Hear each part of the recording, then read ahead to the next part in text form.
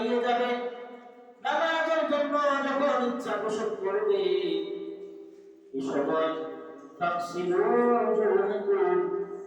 তখন প্রথমে তোমার চেহারা ধৌত করো, দ্বিতীয় নম্বর তোমার হাত পরিসর ধৌত করো, তিন নম্বর তোমরা তোমাদের মাথা মাসাহ করো, চার নম্বর চার নম্বর তোমাদের উভয় পা ধৌত করো। এই চার অঙ্গের ওজুকে ধৌত করা ফরজ। এর ভিতরে কোনো বান্দা যদি একটা চুল পরিমাণ শূন্য থাকে, তাহলে ওই বান্দা ওযু হবে না। আর ওই বান্দা ওযু না হলে তার পবিত্রতা অর্জন না করার কারণে তার নামাজ যত বড় নামাজও হবে না। এজন্যই তিরমিজি শরীফের 8 নম্বর হাদিস নবী আরবি সাল্লাল্লাহু আলাইহি ওয়াসাল্লাম বর্ণনা করেন, লা তুকবালু সালাতু বিগাইরি তুহুর, পবিত্রতা ছাড়া বান্দার ইবাদত কবুল হয় না। বান্দা যতই নামাজ পড়ুক, দেহের পবিত্রতা নেই, শরীর পবিত্র নেই, নামাজে যে জায়গায় নামাজ আদায় করবে, নামাজের এই জায়গাটা অপবিত্র থাকার কারণে ওই জায়গায় নামাজ পড়লেও নামাজ হবে না। এমনি ভাবে কোনো বান্দা যখন ওযু করে, তিরমিজির 2 নম্বর হাদিস নবী আরবি সাল্লাল্লাহু আলাইহি ওয়াসাল্লাম বলেন, ইযা তাওয়াজ্জাআল মুসলিমু আওয়াল মুমিনু, যখন কোন মুমিন অথবা মুসলমান বান্দা ওযু করে, ফাগাসালা ওয়াজহা, এরপরে যখন সে তার চেহারা ধৌত করে, খরাজাত আইনাইহি, আল্লাহ নবী বলেন এই বান্দা যখন ওযু করার সময় তার চেহারা ধৌত করে, খরাজাত আইনাইহি কুল্লু খাতিয়াতিন, নবী আরবি বলেন বান্দা যখন ওযু করে, এই ওযু করার সময় যখন তার চেহারা সুন্দর করে ধৌত করে, তার এই চেহারা দিয়ে যে গুনাহ করেছে, চোখ দিয়ে যে গুনাহগুলো হয়ে গেছে, চেহারা ধৌত করার সাথে সাথে আল্লাহ নবী বলেন ওই বান্দার যত গুনাহ চোখ দিয়ে হয়ে গেছে, এই ওযুর পানির সাথে অথবা পানির শেষ যে ফোঁটা যখন সে ধৌত করে, এই শেষ ফোঁটার সাথে আল্লাহ পাক রব্বুল আলামিন বান্দার গুনাহকে দূর করে দেন। সুবহানাল্লাহ।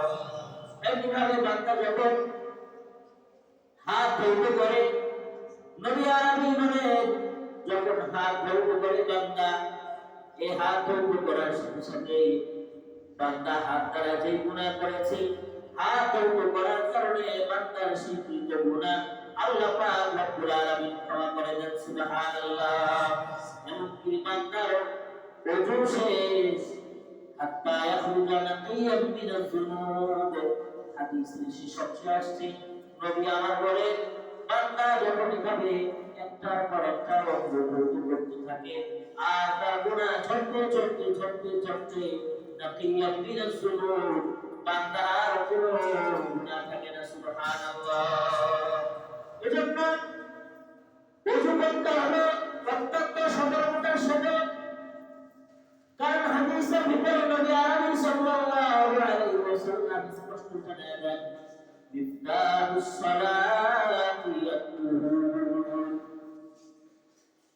নামাজের চাবি হলো ওযু, পবিত্রতা অর্জন করা। এজন্য পবিত্রতা অর্জন করতে হবে সুন্দর করে। সাহাবীদের একটি দল একবার সফরে বের হয়ে গেলেন। হাদিস বর্ণনা করেন হযরত আবু হুরায়রা রাদিয়াল্লাহু তাআলা, তিনি বলেন আমরা একবার নবীজির সঙ্গে সফরে বের হয়ে গেলাম। কিছু দূর যাওয়ার পরে আমরা অগ্রসর হয়ে গেলাম। নবী পিছনে আসতেছেন। আসর ওয়াক্ত হয়ে গেল। প্রায় আসর ওয়াক্ত শেষ পর্যায়ে আমরা ওযু করতে লাগলাম। নবী আমার ইতিমধ্যে আমাদের ধরে ফেললেন। আমরা তাড়াতাড়ি ওযু করতে লাগলাম। আমাদের অনেকের পায়ের টাকনোগুলো শুকনো ছিল। এজন্য নবী আরবি সাল্লাল্লাহু আলাইহি ওয়াসাল্লাম ওয়াসাল্লাম আমাদেরকে দূর থেকে দেখতে পেয়ে আমাদেরকে ডাকলেন, ও আমার সাহাবীরা, তোমরা তাড়াহুড়ো করে ওযু করো না, তোমরা সুন্দর করে ওযু করো। তোমরা যে ওযু করছো তোমাদের এই পায়ের টাকনুগুলো শুকনো দেখা যায়, এই টাকনুগুলো কিয়ামতের ময়দানে জাহান্নামে যাবে, নাউযুবিল্লাহ। একবার দুইবার নয়, নবীজি তিনবার সতর্ক করলেন, ওযুর অঙ্গ যে অঙ্গগুলো ওযু করা ফরজ, এই অঙ্গগুলো যদি একটা চুল পরিমাণ শুকনো থাকে ওই ব্যক্তির ওযু হবে না, নামাজও হবে না। আর এক হাদিসের মধ্যে আসছে, একজন তাবী বর্ণনা করেন, আমরা দেখলাম আবু হুরায়রা রাদিয়াল্লাহু তাআলা আমাদেরকে ডাকলেন, ডাকার পরে বললেন, ও সাহাবীরা, ও আমার অনুসারীরা, তোমরা আসো। আবু হুরায়রা রাদিয়াল্লাহু তাআলা সকলকে ডাক দিলেন, ডাক দেওয়ার পরে চেহারা ধরতে করলেন। চেহারা কতটুকু সীমানা, চেহারা ঘুটনির নিচ থেকে নিয়ে কপালের উপরের ভাগ অর্থাৎ চুল গলার যেই জায়গা, আর এক কানের লতি থেকে অপর কানের লতি পর্যন্ত এটা হলো চেহারার সীমা, এতটুকু ধরতে পারা ফরজ। হযরত আবু হুরায়রা আমাদেরকে ডাকলেন। আবু হুরায়রা রাদিয়াল্লাহু তাআলা ডাকার পরে নিজের চেহারা সুন্দর করে ধরতে করলেন, এরপরে হাত ধরতে করলেন, বডি পর্যন্ত সুন্দর করে ধরতে করলেন, এভাবে ওযুর প্রত্যেকটা অঙ্গ সুন্দর করে ধরতে করলেন। এরপরে আমাদেরকে বললেন, এটা হলো সেই ওযু যা আমি আমাদের প্রিয় নবী রাসূল আরবি সাল্লাল্লাহু আলাইহি ওয়াসাল্লামের কাছ থেকে শিখেছি। নবীজি ওযু করার পরে আমাদেরকে বলেছেন, ও আমার সাহাবীরা, তোমরা ওযু করো সুন্দর করে।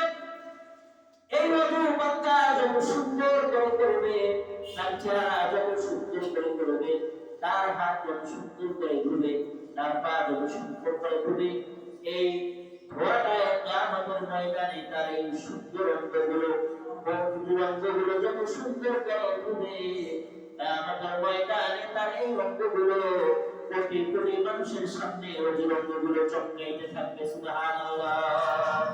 নবীজি বলেন, আমি আমার উম্মতকে দেখে চিনে ফেলবো, এগুলো হলো আমার উম্মত যারা সুন্দর করে ওযু করতে।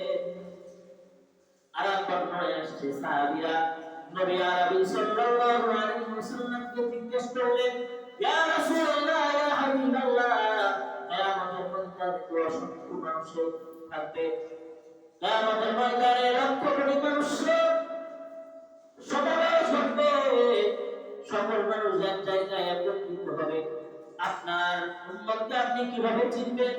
নবী আরবি সাল্লাল্লাহু আলাইহি ওয়াসাল্লাম হাদিসে ইরশাদ করেন, আমার উম্মতেরা যারা দুনিয়াতে সুন্দর করে ওযু করবে, যারা সুন্দর করে ওযুর অঙ্গগুলো ধৈর্য করবে, কিয়ামতের ময়দানে তাদের অঙ্গগুলো চমকাইতে থাকবে, তাদের এই অঙ্গগুলোর মধ্যে নূর দেখা যাবে, কপালের ভিতরে নূর থাকবে, চেহারার ভিতরে নূর থাকবে, পায়ের ভিতরে নূর থাকবে, হাতের ভিতরে নূর থাকবে, এমনকি তাদের প্রত্যেকটা অঙ্গ যেগুলো তারা ওযুর মধ্যে সুন্দর করে ধৈর্য করবে, এই অঙ্গগুলো চমকানোর কারণে আমি তাদেরকে চিনে ফেলবো, লক্ষ কোটি মানুষের মাঝে আমি আমার উম্মতকে চিনে ফেলবো। আওয়াজ দিয়ে বলি সুবহানাল্লাহ।